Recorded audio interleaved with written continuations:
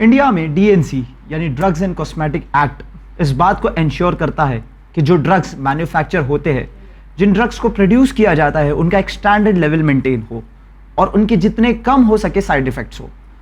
लेकिन एक बात याद रखें कि वो ड्रग्स जिन्हें हम अक्सर ये समझते हैं कि इंसानी जान इससे बचाई जा सकती है, याद रहे कि उन्हीं ड्रग्स के ज़रिए इंसानी जान ली भी जा सकती है।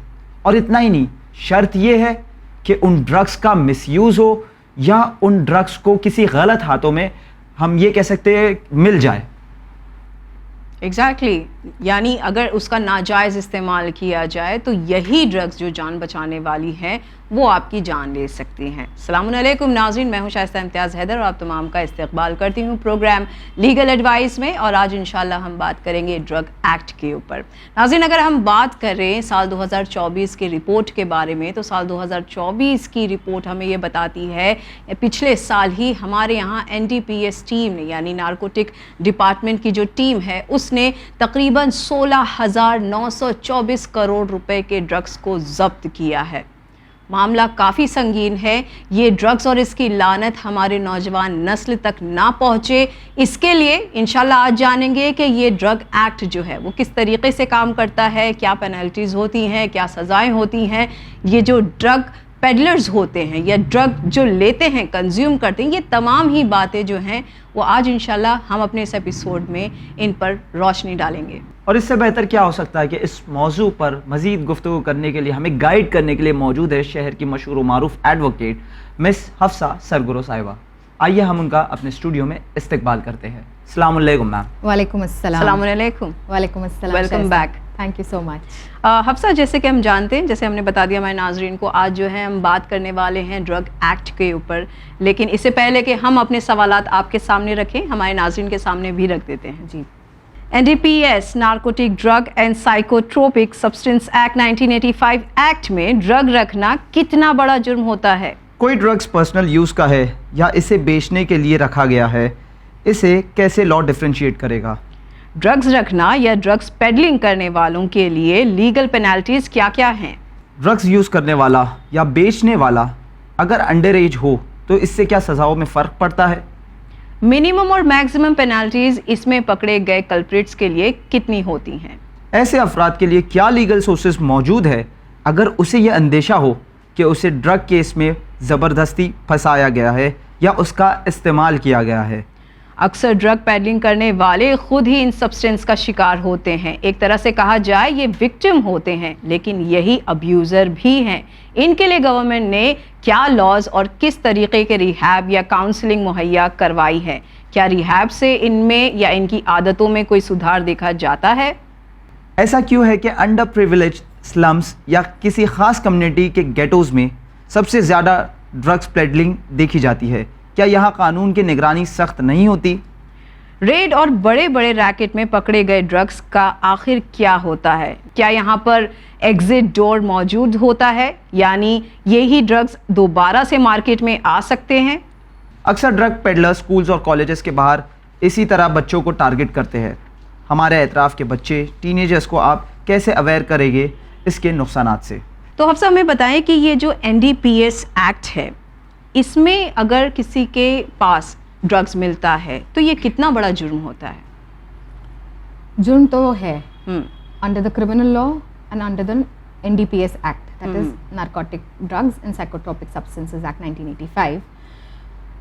अब वो क्वांटिटी डिसाइड करेगी कि what will be the quantum of punishment if the crime is proven. अच्छा, और यानी अगर ड्रग्स पाया गया है तो वो देखा जाएगा पहले कि ये कितनी क्वांटिटी में, क्वांटिटी ज़्यादा है तो सज़ा भी ज़्यादा हो सकती है, कम है तो कम हो सकती है। जी, क्वांटिटीज कोई डिफाइंड लिमिट नहीं है in terms of how we understand commercial quantity and personal use. अब मामला यूं है कि हर ड्रग का quantity under the law has been defined differently. तो कुछ ड्रग्स होंगे जो मिनिमल क्वांटिटी में भी वो लगेगा कि सिर्फ 2 ग्राम है, बट वो हो जाएगा कमर्शियल क्वांटिटी। एंड सिमिलरली कोई और ड्रग होगा जो 2 ग्राम पर्सनल यूज़ के लिए ही सफिशिएंट होगा। तो ऐसे इसकी नॉलेज होना बहुत ज़्यादा ज़रूरी है। अच्छा, हमें ज़रा हमें ये बताएं कि जैसे आपने कहा कि ड्रग की क्वांटिटी पर भी जो है ये मुनहसिर होता है कि किस तरीके से आपको सज़ाएं मिलेंगी। क्या ऐसी इन टीम के पास कोई लिस्ट वगैरह होती है जहां पर आपको ये दिया जाता है कि ये ड्रग जो है इतनी क्वांटिटी में है तो ये सज़ा है, ये ड्रग अगर है ड्रग्स के इफ़ेक्ट्स अलग अलग होते हैं? बिल्कुल, तो ये एक लिस्ट बनाई हुई है जो गवर्नमेंट से दी हुई है। अच्छा। जो हमारे NCB जो नार्कोटिक क्राइम ब्यूरो है उनके पास होती है जब वो उनके अरेस्ट वगैरह करते हैं। तो उस टाइम पर जो अक्यूज्ड हैं उनके पास क्या अमाउंट मिला है, किस मिकदार में ड्रग्स पाया गया है, वो उस लिस्ट के हिसाब से फिर डिसाइड किया जाता है। अक्सर हम न्यूज़पेपर्स में पढ़ते हैं, न्यूज़ में सुनते हैं कि यहाँ पर 30 किलो चरस मिला, वहाँ पर इतना हेरोइन मिला। तो अलग अलग ग्रेडेशन के हिसाब से हैं और वो जो वेट क्वांटिटी है वो डिसाइड करेगी कि वो इंटरमीडिएट क्वांटिटी है, वो स्मॉल क्वांटिटी है मतलब पर्सनल यूज़ के लिए था, या वो कमर्शियल क्वांटिटी है जो जनरली पेडलिंग और सेलिंग के लिए इस्तेमाल होता है।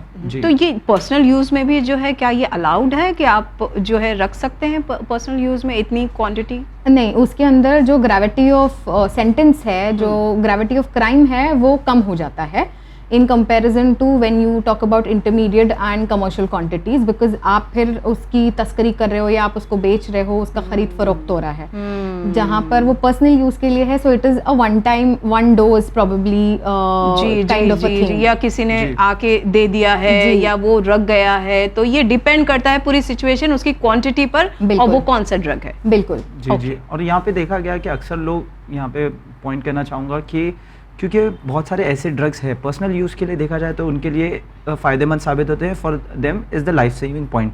लेकिन यहाँ पे वो अक्सर ऐसे ड्रग्स को यूज़ करते हैं, हम कह सकते हैं कि they are not found generally in the society, तो वो अक्सर इसे बल्क में मंगा के रखते हैं। But if the agencies caught them, लेकिन वो तो ये जस्टिफिकेशन देंगे कि हम क्योंकि ये समाज में मिलता नहीं है तो इसलिए हमने अभी से इसे बल्क में ऑर्डर करके रख दिया। तो इसके लिए लॉ क्या कहता है? तो आपको ये समझना पड़ेगा कि हम दो लॉज को यहाँ पर देख रहे हैं। एक आपका ड्रग्स एंड कॉस्मेटिक्स एक्ट है 1940 और एक आपका NDPS एक्ट है जिसके बारे में हमने अभी बात की 1985। इसमें डिस्टिंक्शन इस तरह से है, जो ड्रग्स एंड कॉस्मेटिक्स में जो ड्रग्स बोले जा रहे हैं वो अक्सर तौर पर वो मेडिकेशन है, वो मेडिसिन्स हैं जो हम आम तौर पर हमारे केमिस्ट में, जो मेडिकल्स में, जो हॉस्पिटल्स में दी जाती हैं, जो डॉक्टर्स प्रिस्क्राइब करते हैं, एडमिनिस्टर करते हैं। और जो NDPS के अंडर आता है वो एक्चुअली नशा है जी। तो नशे में और ड्रग्स में दोनों में फ़र्क है। हम आम भाषा में हमेशा से इसको ड्रग्स ही बोला जाता है लेकिन when it comes to English definitions, drugs are designated as medicine while जो नशा है that is designated as narcotic substance. They are both different terms. Exactly, they are both different terms. So अगर किसी ने stock up किया है और वो stockist है या license holder हैं under the DNC act, because आप अगर आपका केमिस्ट स्टार्ट कर रहे हैं या आप डिस्ट्रीब्यूटर हैं, होलसेलर हैं, स्टॉकिस्ट हैं, तो आपके पास रिक्विजिट लाइसेंसेस होने चाहिए from the various departments. And उस लाइसेंस के थ्रू आप उस लाइसेंस के तहत आप डेफिनेटली आपके पास उसको स्टॉक करके रख सकते हैं। And if there is even a questioning that comes in, आपके पास वैलिड लाइसेंस है टू बैकअप योर स्टॉक जी। लेकिन अगर एक फर्द जो है अपने उसके लिए मेडिकल ट्रीटमेंट के लिए इसे स्टॉक करता है तो कोई लिमिट है उसकी क्वांटिटी की, कोई लिमिट होगी कि अगर हम DNC एक्ट देखें तो DNC एक्ट में शेड्यूल्स दिए हुए हैं। If you go into those schedules you will understand that there is schedule H1 drug जो अमूमन बिना प्रिस्क्रिप्शन के मिलता नहीं है। सो वो डॉक्टर का प्रिस्क्रिप्शन इज अ मैंडेट, जहाँ पे आपके सारे एंटीबायोटिक्स, एंटीवायरल्स, जो हाई पोटेंसी ड्रग्स होते हैं वो नहीं मिलते हैं। तो वो अक्सर आप अगर मेडिकल्स में जाएंगे where good practices are maintained, they will tell you to get a fresh prescription upon the you know if you are going on a particular date. So वो which is like a time lapse between the paper, the prescription paper and the date of you're going to the chemist. तो वो fresh prescription मांगते हैं because उनको पता है कि आप प्रॉब्ली इसको ओवर यूज कर रहे हैं। These drugs are meant for a specific time, a stipulated time, और उस टाइम के बीच में हो सकता है that could be 15 days, it could be a month, और वो डॉक्टर्स वहाँ पर आपके प्रिस्क्रिप्शन में उसको मेंशन करते हैं टाइम लिमिट को। जी मैम, हमने ये भी देखा है कि अक्सर जो लोग हमने ये देखा है कि सेडेटिव के तौर पे जनरली कहा गया है कि जब इंसान कफ सिरप पीता है तो उसे नशा हम कह सकते हैं, नींद आती है, एक जनरल पर्सपेक्टिव है। तो अगर कोई शख्स for the sake of doing sedatives cough syrup को स्टोर करके रखता है तो उसके लिए सो आपके जो कफ सिरप्स हैं again they are into 2 categories. एक जो ओपियोइड डेरिवेटिव्स हैं जो एक्चुअल नशे वाले हैं और वो अक्सर अल्कोहल के साथ ही आते हैं, अल्कोहल बेस में। और जो दूसरे होते हैं जिनमें नॉर्मल दवाइयाँ होती हैं और वो अल्कोहल और बिना अल्कोहल के आते हैं, तो वो एक साइकोलॉजिकल इफ़ेक्ट भी है उसमें कि कफ सिरप से हमको नींद आती है, बिकॉज वो एक बात फैली हुई है, एक माइंडसेट बना हुआ है। बट जिसमें वाकई ओपियोइड डेरिवेटिव्स हैं उनके सेल के ऊपर काफ़ी सख्ती है। But in case somebody has procured it and stocked it only for personal use नशे के intention से, and they really do not have an underlying medical condition or a prescription to that effect, they will fall under the NDPS Act as, you know, there'll be a crime that should be registered under that. तो medical वालों को भी जो है एक तरीके से हिदायत दी गई है कि इस तरीके से जो है वो 1 से ज़्यादा या 2 से ज़्यादा जो है ये डोसेज जो है उनको ना दें, ऐसा भी कुछ है हमारे यहाँ? बिल्कुल है। स्पेशली हम जब शेड्यूल एक्स ड्रग्स की बात करते हैं, शेड्यूल एक्स ड्रग्स वो ड्रग्स हैं जो आपकी साइकाइट्रिक मेडिसिन में आता है, जो हम डिप्रेशन के लिए, एंजाइटी के लिए, ट्रैंक्विलाइजर्स, स्लीपिंग पिल्स जिनको हम आमतौर पर बोलते हैं, वो सारी चीज़ें होती हैं। और वहाँ पर unless and until you do not have a valid prescription, apart from having a valid prescription, उसके ऊपर कितनी बार रीफिल हो रहा है कि अगर डॉक्टर ने आपको 1 साल के लिए मेडिसिन लेने भी बोला है तो जो मेडिकल वाले हैं वो आपको या तो 15 डेज का नहीं तो 1 मंथ का ही देंगे, और वो उसके ऊपर स्टैम्प करते हैं with a stamp that mentions that this is been, you know, issued on so and so date and so quantity has been given. तो आप जब रिन्यू कर रहे, मतलब आप वापस लेने जाएंगे तो वो स्टैम्प के बेसिस पर फिर वो आपको अगले महीने का डोजेज देंगे। तो एक साथ चेक रखा है, बिल्कुल है, चेक है वो। If you understand and you observe these things in reputed pharmacies, even in general pharmacies की प्रैक्टिस अब काफ़ी ज़्यादा बढ़ गया है। जी एब्सोल्युटली। और नाज़रीन आपको बता दें, जैसे कि हम यहाँ पर हमने बताया, हमारी मैम ने यहाँ पर हमें बताया कि ड्रग का मतलब जो हम अद्वियात कह लें, दवाएं कह लें, जिनकी वजह से आपकी सेहत के लिए, अच्छी करने के लिए, जो बीमारी से, वो तमाम जो चीज़ें वो ड्रग में आती हैं। और ऐसी चीज़ें जो कि नशावर हैं, जिनसे नशा होता है, जिससे मैम ने हमें यहाँ पर बताया कि जैसे चर्स या गांजा वगैरह हो गया, इसे हम नारकोटिक जो है वर्ड इस्तेमाल करते हैं। तो लेट्स इस चीज़ को जो है हम इंशाल्लाह कोशिश करते हैं कि अपनी ये कॉन्वर्जेशन में बताने की कोशिश करें कि when we are saying drug peddling, तो हम जो है नशेली सब्सटेंस के बारे में जो है आपसे सवाल करना चाहेंगे। तो हमारा तीसरा क्वेश्चन जो आपसे है वो ये है कि ये ड्रग्स रखने वाले, यानी ये जो नशीली जो चीज़ें हैं, इनको रखने वालों के लिए क्या लीगल पेनल्टीज़ होती हैं? सो जो सेल में मुब्तला हैं, जो कंटिन्यूस सेल कर रहे हैं, या हम उसको एक्चुअल वर्ड जो यूज़ करें वो पेडलिंग है जी, तो वो ऑफ कोर्स बड़े पैमाने पर उनके पास क्वांटिटीज़ मौजूद होती हैं, and it is not only one kind of you know narcotic that is available with them, it is into multiples. तो वो काफ़ी ज़्यादा सीरियस क्राइम है, और उसके साथ साथ उनकी जो पेनल्टीज़ हैं एंड उनका जो इम्प्रिजनमेंट है, if they are proven guilty, of course is of a higher quantum, that is up to 10 years of imprisonment that has been assigned to somebody who has been found either in, you know, peddling into commercial quantities, or, you know, in possession of commercial quantities, or maybe even use of children for peddling. जी। तो अच्छा, इसमें ऐसा नहीं होता, आपने कहा quantity के हिसाब से, तो मतलब अगर ये जो पेडलर है, ये जो है जो सेल कर रहा है, ये जो भी ये ब्लैकमेल कर रहा है वगैरह, इसके पास से बहुत छोटी सी क्वांटिटी अगर उसने सेल की हो, तो क्या उससे भी सज़ा पे कोई फ़र्क पड़ता है?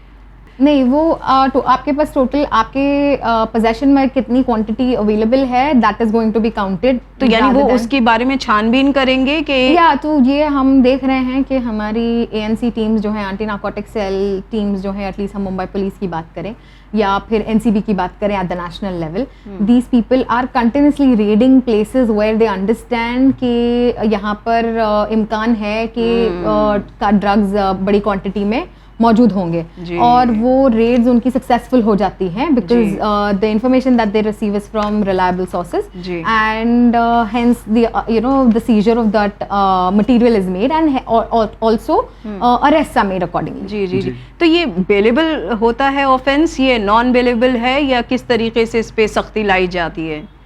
NDPS एक्ट की एक खूबसूरती हम बता सकते हैं ये है कि अगर आम तौर पर normal crimes that are triable by the sessions court जिनमें 90 डेज की चार्जशीट का टाइम दिया हुआ है अच्छा। फॉर इन्वेस्टिगेशन, जी। NDPS एक्ट में वही चीज़ 180 डेज दी हुई है। So it Okay। Automatically means 6 months तक बेल होने के चांसेस ना के बराबर हैं। Okay. that is itself a very good part of the act जी। that ensures that the culprit remains behind the bars. जी जी जी, क्योंकि अक्सर ये तमाम मामलों में जो है इस पे पैसों का भी इन्फ्लुएंस होता है, फिर पर्सनालिटी का इन्फ्लुएंस हो सकता है। तो यानी हमारे पास 6 महीने तक का वक्त होता है जहाँ पर अगर पकड़ा गया है कोई मुजरिम तो उसकी बेल होना बहुत ही मुश्किल है। बिल्कुल जी, यानी हम जी। ये कह सकते हैं कि इस चीज़ पे इतनी सख्ती है कि कोई भी किसी भी तरह से कोई भी ड्रग्स हासिल ना करे, ना इसे पेडल करे। बिल्कुल। और यहाँ पे देखा गया कि अक्सर जो ड्रग पेडलर्स होते हैं वो इसका शिकार जो है, ख़ास करके जो छोटे बच्चे हैं, टीनेजर्स के इसमें एडोलसेंस के पीरियड में उन्हें जो है इस नशे की आदत लगाते हैं। तो यहीं पे मैं पूछना चाहूँगा कि जो ड्रग पेडलर्स है और इनफैक्ट जो उनके कस्टमर्स, हम ये कह सकते हैं जो यूज़ कर रहे हैं, जो टीनेज एडोलसेंस पीरियड के जो बच्चे हैं, तो अगर ये पाए जाते हैं, चाहे वो पेडलर्स हो चाहे वो यूज़ करने वाले हो, तो इनकी सज़ा में कोई फ़र्क पड़ता है on the basis of their age? So अगर ओवरऑल बच्चे हैं जो पेडलिंग कर रहे हैं, so a child who is between 16 and 18, there has been after the Nirbhaya case that happened, there has been an amendment in the juvenile justice act. और वो जो अमेंडमेंट हुआ है उसमें स्पेसिफिकली ये दिया हुआ है कि any child that is between 16 to 18 years of age, वो कोर्ट डिसाइड करेगा कि उसको एज अ चाइल्ड उस ट्राई किया जाएगा या उसका ट्रायल एज एन अडल्ट किया जाएगा, जी, depending on his understanding of his atmosphere, उसका behavior देखा जाएगा, उसकी मैच्योरिटी पर वो डिसाइड किया जाएगा। जी, जी, तो जी। Any child in this age group that is found in between 16 and 18 is found, I mean not guilty I would say, but accused of peddling, जी। तो वो कोर्ट डिसाइड करेगा कि उसका पनिशमेंट किस तरह से, क्वांटम ऑफ पनिशमेंट क्या होगा, will it be as an adult और will it be as a child, Okay. Because juvenile justice act will always come work in tandem with any criminal law that जी। we are looking at. जी। So even NDPS में अगर कोई accused है तो Juvenile Justice Act will try and protect the child, and because Juvenile Justice Act looks at rehabilitation and restoration and reformation of the child. Future है वो पूरा stake पर है, वो जो है खराब हो सकता है। Exactly. So वहाँ पर जो quantum of punishment है वो minimize हो जाता अच्छा। है। जी। Irrespective of having commercial quantity, irrespective of having personal use quantity, small quantity, whatever the quantity be, if it is being tried by the Juvenile Justice Board, automatically वो restoration पर, rehabilitation पर ज़्यादा ध्यान देते हैं, ना कि आपके उनको सज़ा देने पर, उनके और वो इंसान जो उसे कंज्यूम कर रहा है, जैसे कि हमारे यहाँ पर सवाल है कि वो बच्चे को जो कंज्यूम कर रहा है यानी वो उसे खरीद रहा है, उसके लिए क्या सजाएं होंगी? तो अगेन वही सेम एप्लीकेशन वहाँ पर भी होगा। वो जो खरीद रहा है वो भी अगर मुजरिम है, वो बिल्कुल मुजरिम है, और उसके पोजेशन में अगेन कितना क्वांटिटी था उसके हिसाब से धाराएं लगेंगी, उसके हिसाब से आपके सेक्शंस लगेंगे। बट अगेन जो ट्रायल होगा वो ट्रायल उसी एंगल से देखा जाएगा कि इस बच्चे को हमको रिहेबिलिटेट करना है, ना कि पनिश करना है।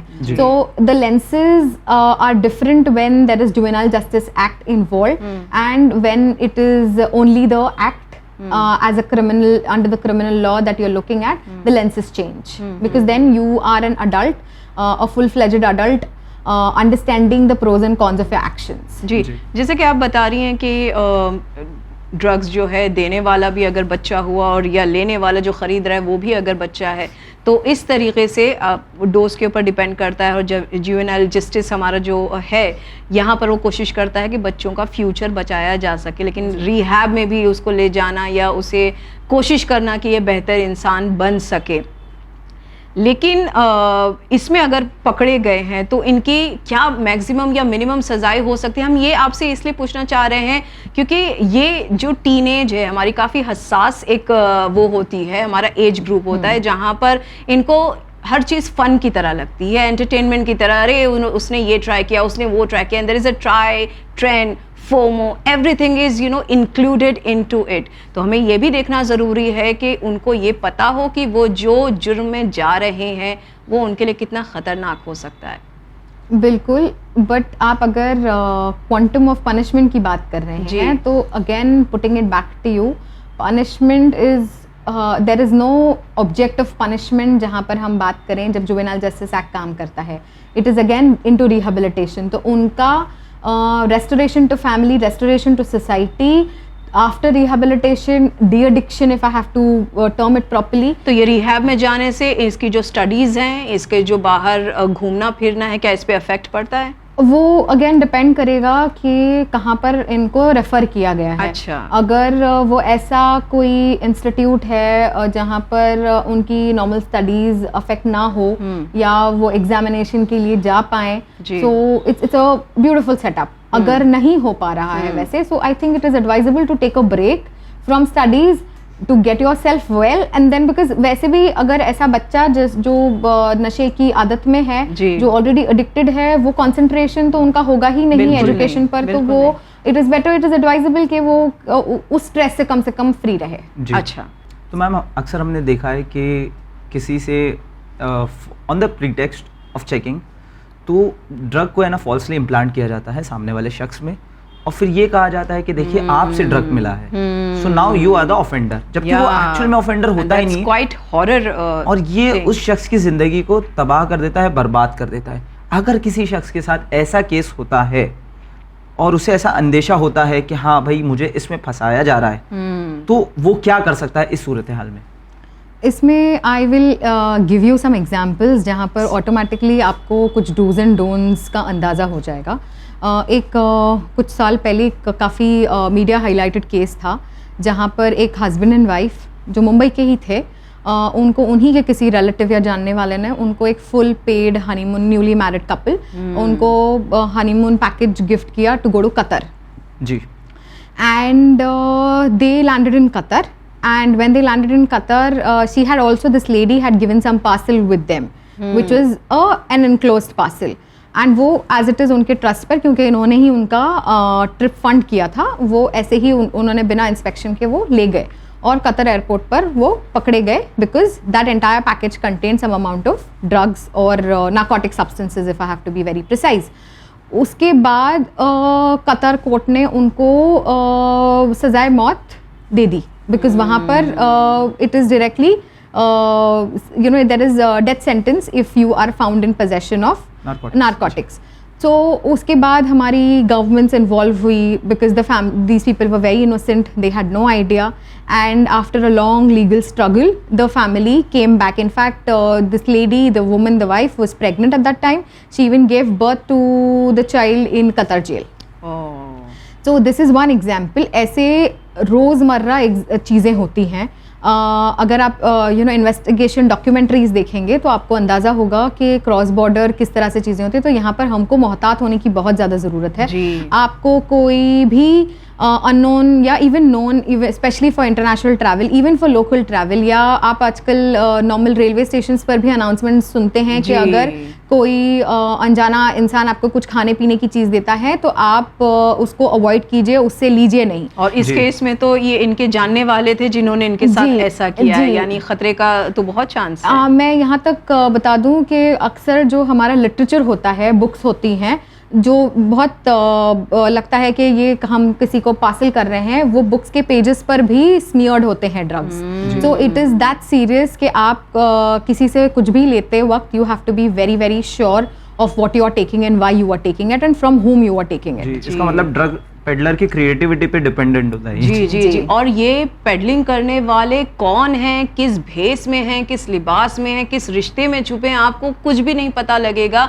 और इस तरीके से जैसे इन्होंने बताया कि उस कपल के लिए जो है उन्होंने हनीमून का जो है ये एक गिफ्ट की तरह दिया, लेकिन इनका जो पीछे की जो नीयत थी वो काफ़ी ख़तरनाक थी, जो बेचारों के लिए आगे चलकर वबाले जान हो गई। तो नाज़रीन बहुत एहतियात रखें, जैसे कि यहाँ पर मैम ने बताया हमें कि अगर आप किसी दूसरी कंट्री में ट्रैवल कर रहे हैं ख़ास तौर पे, तो अक्सर ऐसा होता है कि लोग कहते हैं कि हमारा ये पार्सल ले जाओ, हमारा इसको ये दे देना, वो दे देना, लेकिन अगर आप जब तक आपको पता नहीं है कि इस पार्सल में है क्या चीज़, आप तब तक अपनी जान को रिस्क पे नहीं डाल सकते। और in fact prevention is better than cure. जी, और सजाए मौत से अगर कोई बचकर आ रहा है तो ये हम सब के लिए एक आई ओपनिंग केस है। तो नाज़रीन बहुत एहतियात रखें कि आपको भी जो है एक खिलौना या एक निशाना जो है वो बनाया जा सकता है। बिल्कुल जी। तो हम यहाँ पर जैसे बात कर रहे हैं कि अगर हम बच्चों की भी बात करें या बच्चों से बढ़कर अब टीनेज की बात कर लें या ऐसे इंसानों की बात कर लें, अक्सर देखा जाता है कि ये जो नशे की दुनिया होती है ये एक बहुत ही दलदल नुमा होती है। यहाँ पर एक दफ़ा जो आया वो हमेशा के लिए फंस गया। तो यानी आप गए थे फ़न के लिए, एंटरटेनमेंट के लिए, लेकिन आप खुद भी जो है अब उसके विक्टिम हो गए। अब इस विक्टिम को ये कहा जाए कि अगर तुम्हें और सप्लाई चाहिए तो अब इसे तुम और 5 लोगों को दो और 10 लोगों को दो।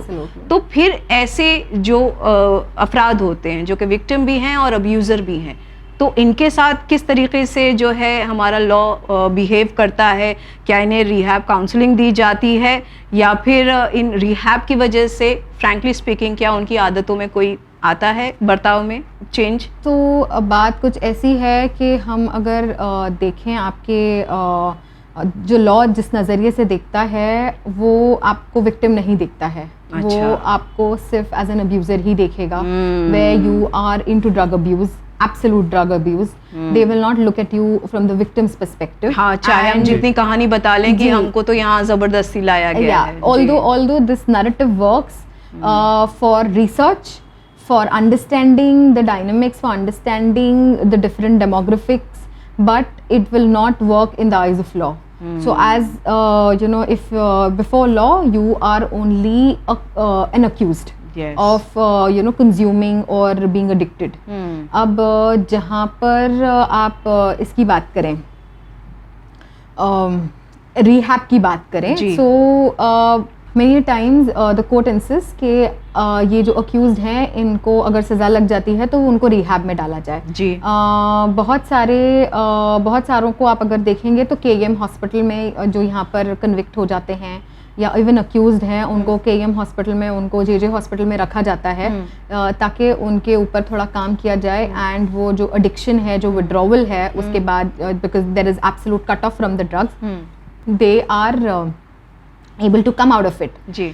बट प्रॉब्लम यहाँ पर बहुत संगीन है, बहुत पेचीदा है, बहुत इन डेप्थ समझने वाली चीज़ यहाँ पर है कि there are many triggers that affect. So अगर हमने इनके ऊपर काम कर भी लिया, 3 महीना 6 महीना ये रिहैब में रह भी लिए और कुछ बेहतर भी हो गए, वो दोबारा जेल जाते हैं और फिर वो जेल से जब अपने घर लौटते हैं उसी सोसाइटी में, उसी कम्युनिटी में उन्हीं ट्रिगर्स के दरमियान जाते हैं। तो उन ट्रिगर्स पर अगर काम नहीं किया जाए, उनको साइकोलॉजिकल लेवल पर वो सपोर्ट नहीं दिया जाए, so there are more than 90% chances कि वो वापस से रिलैप्स हो जाएगा और वो रिलैप्स प्रोबेबली बहुत ज्यादा गहरे लेवल पर होगा। जी जी। तो यानी यहाँ पर आपका गिल्ट भी काम नहीं आएगा, आपकी स्टोरीज भी काम नहीं आएगी और खुद आपके वकील जो है वो आपको एक विक्टिम की तरह जो है वो नहीं बचा पाएंगे। बिल्कुल जी बिल्कुल। और यहाँ पे हमने देखा है कि अक्सर जो अंडर प्रिविलेज जो स्लम्स, स्पेसिफिकली जो स्लम एरियाज होते हैं, वहाँ पे जो ड्रग अब्यूज़ और ड्रग पेडलिंग बहुत ज़्यादा लेवल पे मिलती है। और specific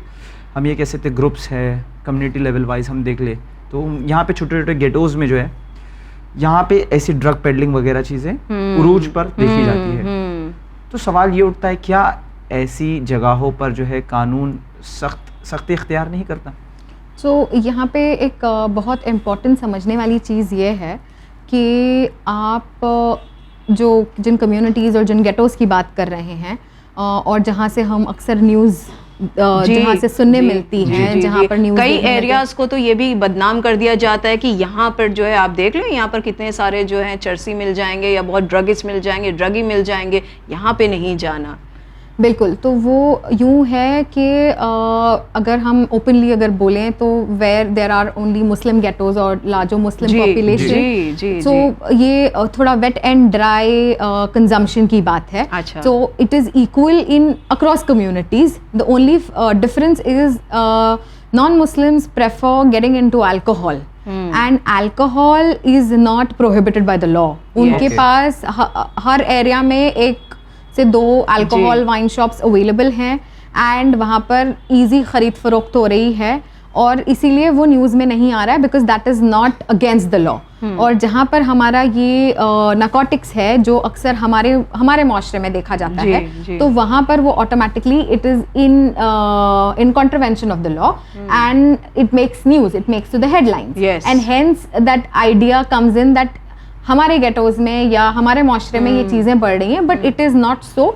it is equally everywhere. Yeah, it is equally distributed and it is equally distributed from the ground level. So आप सबसे पिछड़ी फाइनेंशियल बैकग्राउंड में जाके आप सबसे हाईएस्ट एलीट ग्रुप्स में जाएं, it is equally distributed. सिर्फ ये है कि quality, quantity and the choice of drugs will change. So अगर आप बच्चों की बात करें, इवन मिड एज अडल्ट की बात करें जो बहुत पिछड़े हुए बैकग्राउंड से हैं, so they will get into addiction of thinners, whiteners, glues and so on so forth. And जहाँ पे हम हाई क्लास तो वो उनके रेव पार्टीज होती हैं, पार्टी ड्रग्स होते हैं एंड थिंग्स लाइक दैट. या वो अलग स्टैंडर्ड है, उसका वैल्यूएशन अलग है. सो वो इस तरह से पूरी सोसाइटी डिवाइडेड है, but the problem remains the same. यानी हम ये कह सकते हैं कि नशा हर कम्युनिटी में सेम है, बट किस तरह से वो नशा करना है इट वेरीज. Yes. जी जी. अच्छा, अगर यही जैसे कि हम हमेशा देखते हैं और हमने कई दफ़ा न्यूज़ में भी पढ़ा है और इसके साइड इफ़ेक्ट्स आज हम अपने माशरे में देखते हैं कि नशे की वजह से जो है और दूसरी ख़राबियाँ बहुत जल्दी पनपती हैं. यानी वो जो नशा कर रहा है बंदा, वो हो सकता है वो एक तरीके का हैबिचुअल चोर हो जाए या किसी तरीके का एक अब्यूज़र हो जाए या उसने किसी का कत्ल भी कर दिया है इसकी वजह से.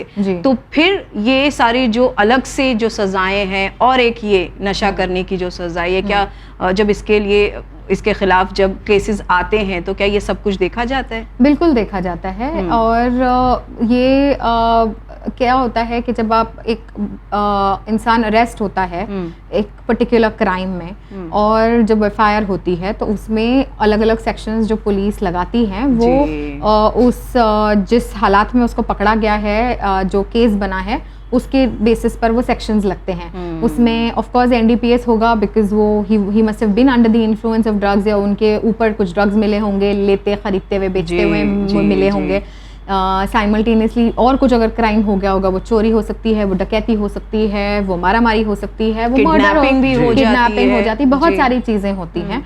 तो इन सारी सूरतों को फिर वो चार्जशीट में बयान किया जाता है और उसके हिसाब से फिर आपका ट्रायल चलता है. और अगर उसमें फिर कन्विक्शन हो जाता है, सो वो depending on what has been made out in the case eventually will define the quantum of punishment by the court. जी, यानी अगर इसमें पकड़े गए तो पहले तो नारकोटिक की वजह से आपको जो है 6 महीने तो बेल ऐसे भी नहीं मिलने वाली, लेकिन उसके ऊपर और कोई दूसरा जुर्म किया है तो और आपने जो केस है वो और ख़राब कर दिया, और आपके अगर लोग चाह रहे हैं कि आप वहाँ से निकल पाएं तो वो और भी ज़्यादा मुश्किल हो जाता है. बिल्कुल. तो एक और आपसे जो है बहुत इंटरेस्टिंग सा सवाल करना चाहते हैं. हम देखते हैं अक्सर, जैसे हमने अपने शो के जो है शुरुआत में ही बताया कि पिछले साल 2024 में जो है 16,914 करोड़ रुपए के ड्रग्स जो हैं वो NDPS टीम ने जो है जब्त किया है.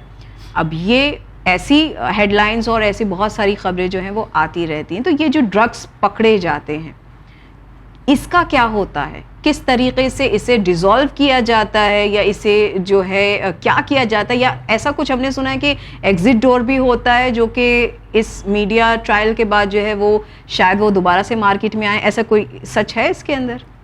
जो लॉ स्टेट करता है वो सीधा इस जो सीज्ड क्वांटिटीज़ हैं, व्हाटएवर द क्वांटिटीज़ बी, उनका डिस्ट्रक्शन बताया गया है. अच्छा. And the authorities have clear protocols to destroy the said seized material. It could be liquid, it could be powders, it could be any form. जी because हम आहिस्ता आहिस्ता देख रहे हैं कि जो ड्रग्स आ रहे हैं वो जी। अलग अलग फॉर्म्स लेकर आ रहे हैं. जी तो अगर हम कंसाइनमेंट्स की बात करें, जो कंसाइनमेंट्स में बोला जाता है, पकड़ा जाता है, सो जी। नॉट नेसेसरीली कि वो सिर्फ पाउडर की शक्ल में हो. It could be into bottle bottle juices, it could be into some other beverages और Any form, any any form, form. So any yeah. form that has been seized will automatically be destroyed. अच्छा, तो इसका जो है ये कानून बहुत एहतियात देता है कि ये जो पकड़ा गया है इसे डिस्ट्रॉय किया जाए, जी। इसके जो भी सबूत हैं वो भी दिए जाएं कि भाई कितना था और कितना जो बिल्कुल. है। सो जब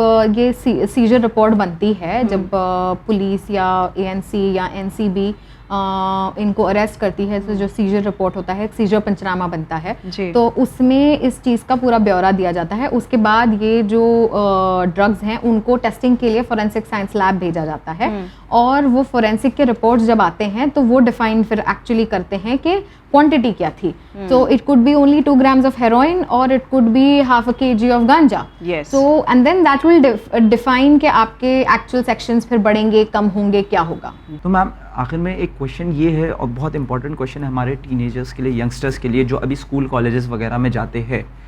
तो हम ये जानना चाहेंगे एट लास्ट कि ये ड्रग पेडलर्स इन बच्चों को अप्रोच किस तरह से करते हैं, और यंगस्टर्स को जानना क्यों ज़रूरी है कि from the perspective of drug consumption इसके क्या क्या नुकसानात मौजूद हैं. सो सबसे इम्पॉर्टेंट बात यह है कि home is the first school.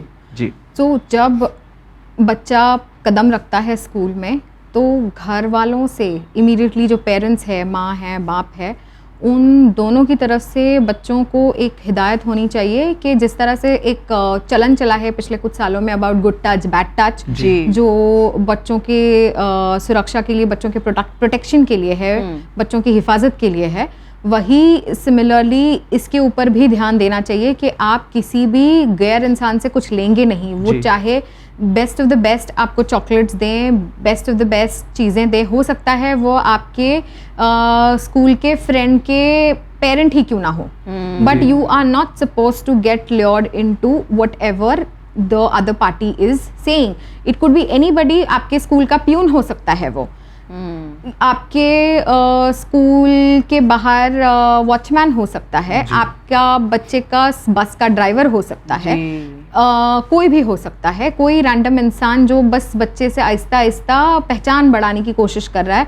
वो बहुत ग्रेजुअली होता है कि बच्चे से पहचान बढ़ाई जाती है, फिर बच्चे को कुछ खिलाया जाता है, फुसलाया जाता है, और वो ग्रेजुअली उसकी मिकदार ड्रग की उन चॉकलेट्स में या जो भी उनको दिया जाता है ड्रिंक्स में, उसमें बढ़ाई जाती है. और फिर एक पॉइंट आता है जहाँ पर बच्चा कहता है कि नहीं, अब मुझे ये चाहिए ही, आप जो देते हैं वो बहुत अच्छा लगता है. तो अब वो बच्चा हो गया आदी. अब उन्होंने कहा ठीक है, आपको चाहिए हम ये देंगे, लेकिन ये पांच पैकेट्स लीजिए और आप जाके आपके फ्रेंड्स को दीजिए. तो ये इस तरह से ये फैलता है चीज़. तो अगर सॉरी टू इंटरप्ट, और फिर वो घर से भी अब पैसे चुराना कोशिश बिल्कुल, तो वो अगर वहाँ पर अगर फिर कोई फाइनेंशियल ज़रूरत पड़ती है कि ये चीज़ को ख़रीदने के लिए अब हमको पैसे चाहिए, अगर अम्मी अब्बा उनको 10 से 50 रुपए दे रहे हैं, लेकिन ये चीज़ें काफ़ी महंगी होती हैं, अब वो 10 से 50 के ऊपर अगर उनको वो पैसे चाहिए तो वो कहाँ से लेके आएंगे. तो वो फिर बच्चा आहिस्ता आहिस्ता चोरी की तरफ बढ़ता है, और ये पूरा एक बहुत बुरा साइकिल बन जाता है क्राइम का. इससे निकलना काफी मुश्किल हो जाएगा. जी. तो ये शुरुआत में ही स्कूल्स, जब बच्चे स्कूल जा रहे हैं, पेरेंट्स को काफ़ी विजिलेंस रखना है. तो ये छोटे बच्चों के लिए हो गया.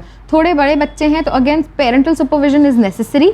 आपको देखना है कि आपका बच्चा घंटों सो रहा है, उनकी आंखें लाल हैं, उनकी हेल्थ बिगड़ रही है, वो किससे बोल रहे हैं, नहीं बात कर रहे हैं.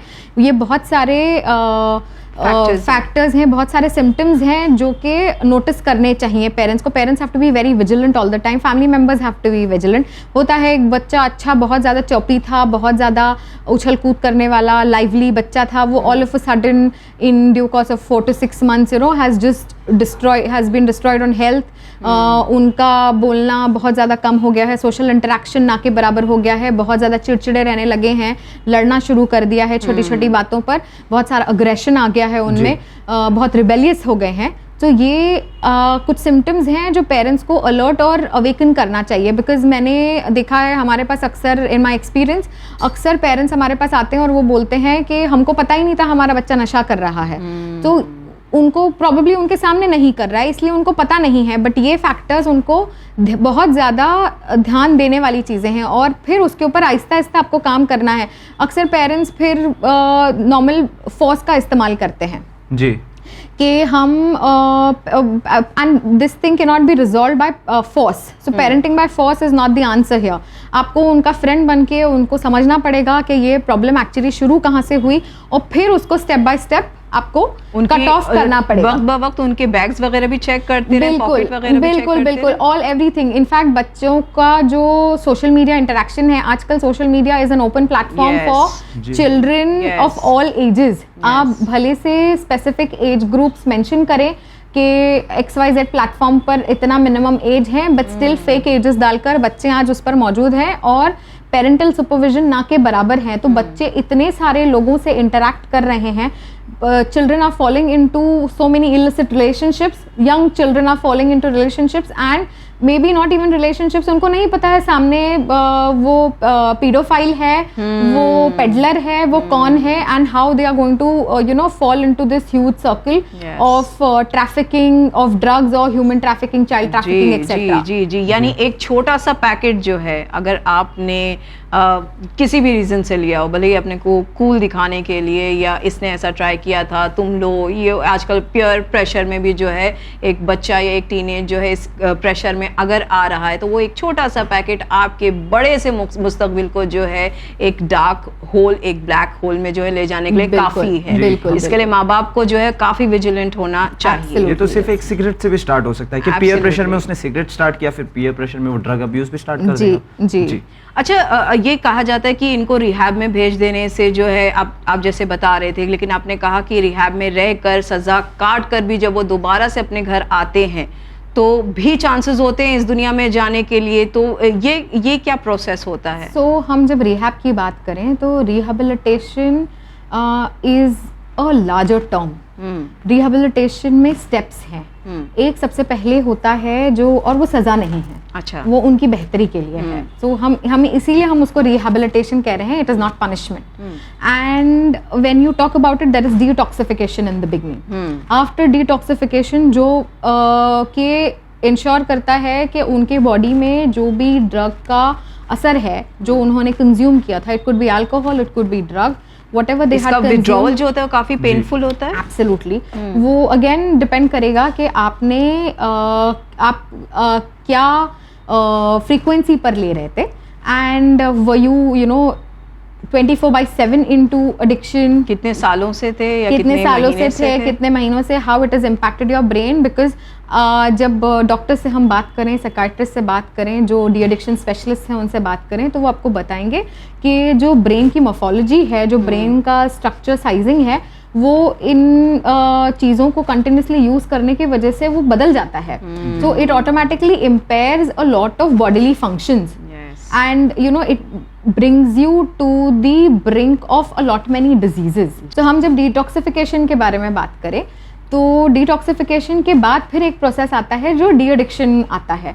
तो डी एडिक्शन में फिर उनके ऊपर साइकोलॉजिकली काम करना होता है, उनका रूटीन सेट करना होता है, उनको लाइफ में पॉजिटिवली सोचना, प्रॉब्लम्स को सॉल्व करना, प्रॉब्लम्स को किस तरह से हमको अप्रोच करना है, जो स्ट्रगल्स एंड चैलेंजेस हमको कॉन्स्टेंटली लाइफ में आएंगे।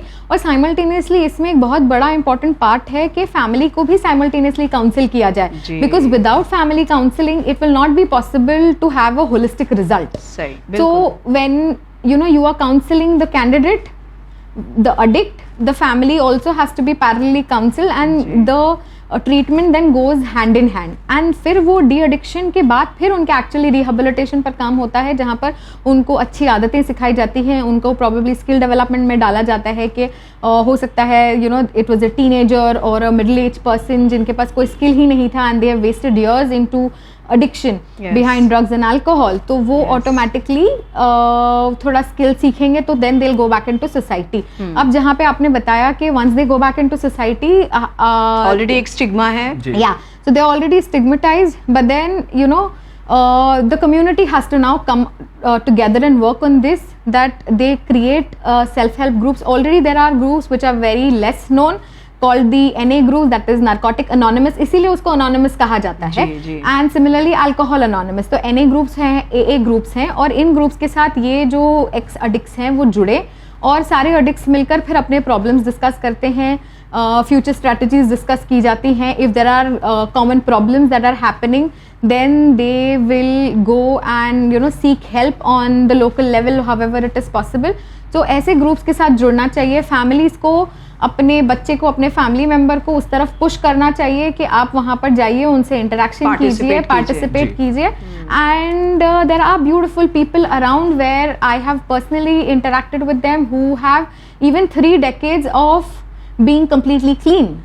माशाल्लाह.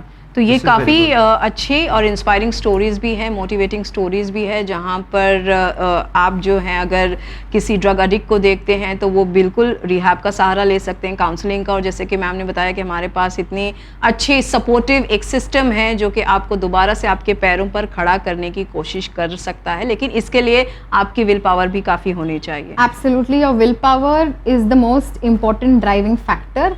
बट वो विल पावर लेकिन इवेंचुअली वो बढ़ाई जा सकती है in that de addiction phase. Somebody who is a new found addict, जिनका कंजम्पशन भी बहुत लो था, उनका ट्रीटमेंट हो सकता है 1 से 3 महीने के दरमियान ख़त्म हो जाए, और हो सकता है जो पिछले 5 से 10 साल से ले रहा था उनका ट्रीटमेंट को 2 साल लग जाए. तो ये ट्रीटमेंट तो वहाँ पर मौजूद साइकाइट्रिस्ट और साइकोलॉजिस्ट डिसाइड करेंगे उनके इंटेंसिटी ऑफ एडिक्शन को देखकर कि how much of time will they require to become normal and function as a normal individual. जी ओके जी, बहुत बहुत शुक्रिया मैम. आखिर में शाइस्ता यही कहना चाहूँगा कि ये जो रिहैब है ये it is not on an individual level, but इसमें family as well as community को भी इसमें आना चाहिए, क्योंकि अगर कम्युनिटी इसे स्टिग्मेटाइज करेगी then he will get depressed, then he will again go to drugs, and ये साइकिल चलता जाएगा. और इसमें अगर फैमिली ध्यान नहीं देगी so again he will go back to his old life. बहुत बहुत शुक्रिया मैम आपका कि आपने बहुत शुक्रिया. Welcome, thank you so much मुझे बुलाने के लिए. जी नाज़रीन, उम्मीद करते हैं कि आपको आज के हमारे इस एपिसोड में बताई गई इन्फॉर्मेशन से आप भी मुस्तफ़िज़ हुए होंगे. और अगर आपको ऐसा लगता है कि आपके आसपास में ऐसे कोई केसेस हैं तो आप बिल्कुल विजिलेंट रहें. ख़ास करके पेरेंट्स अगर आप हैं टीनेजर्स के या फिर बच्चों के, तो आपको ये बिल्कुल मोहतात होना होगा कि बच्चे आपके जब आ रहे हैं बाहर स्कूल या कॉलेजेस से, तो जैसे मैम ने बताया कि वक्त ब वक्त उनके साथ जो है कम्युनिकेशन रखें, अच्छा रिश्ता रखें, चेक करें कि कहीं वो इन गलत आदतों में तो नहीं पड़े हैं. साथ ही साथ इनका पीयर ग्रुप क्या है, किस तरीके से वो लोगों के साथ उठते बैठते हैं, इस पर भी बहुत ध्यान दें. और जैसे कि हमने बताया कि इस जुर्म की न सिर्फ यहाँ पर जो है सज़ाएँ इतनी ज़्यादा हैं, सख्त हैं, लेकिन साथ ही साथ जैसे हमने कहा कि आपका फ्यूचर भी जो है वो स्टेक पर हो सकता है. तो हमारे इस प्रोग्राम के बारे में आप अपने फीडबैक देना ना भूलें. इसी के साथ हमें दीजिए इजाज़त, पर बने रहिए चैनल विन के साथ. पैगाम इंसानियत. शुक्रिया. खुदा हाफिज़.